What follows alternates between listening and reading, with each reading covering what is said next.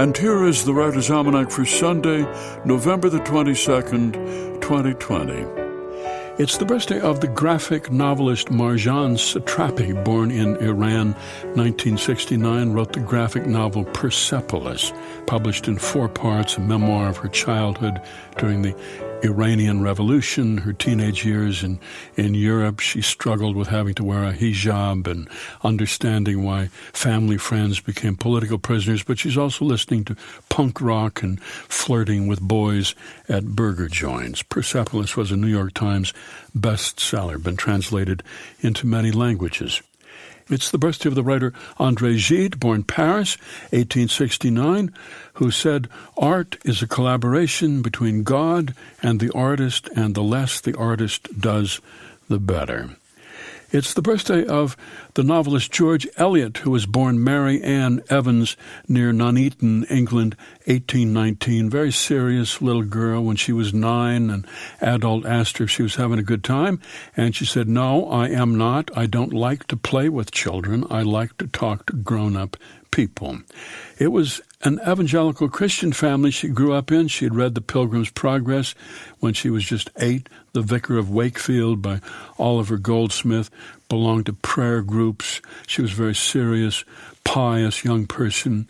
And after her mother died, she moved back home to keep house for her father in Coventry, and there she became friends with a couple named Charles and Cara Bray, who were radical thinkers about religion and politics, and she began to question her own beliefs. Her father died. She moved to London, became an editor, a journalist, was introduced to a man named George Henry Lewis, and they fell in love, though he was already married, but he was in a sort of open relationship with his wife, and he and Mary Ann Evans lived together for 24 years until he died. She chose the pseudonym George Eliot so that she could set herself apart from her own complicated private life, but also because she wanted her novels to be taken seriously, and she wasn't sure they would be if she published as a woman. And she went on to write the novels that we know her for, The Mill on the Floss, Silas Marner, and Middlemarch. George Eliot, who said, "My only desire is to know the truth, my only fear to cling to error." Here's a poem for today by Ella Wheeler Wilcox, Solitude. Laugh, and the world laughs with you. Weep, and you weep alone.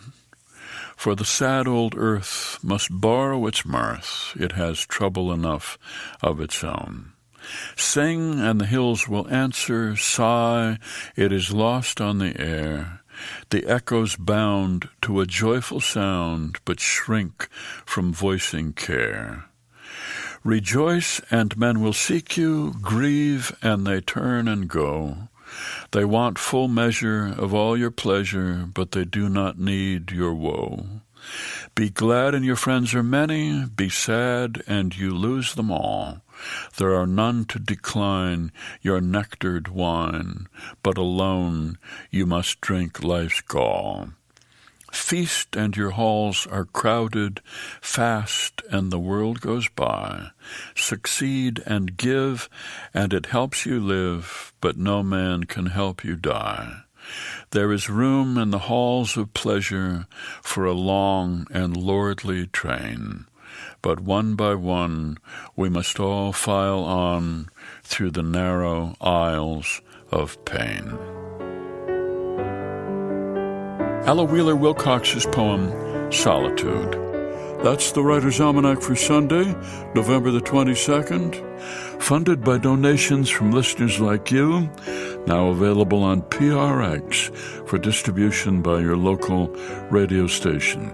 Be well, do good work, and keep in touch. Revisit Lake Wobegon circa 1981 through a brand new remastered 3-CD set of 21 of Garrison's best monologues. Available now at GarrisonKeillor.com.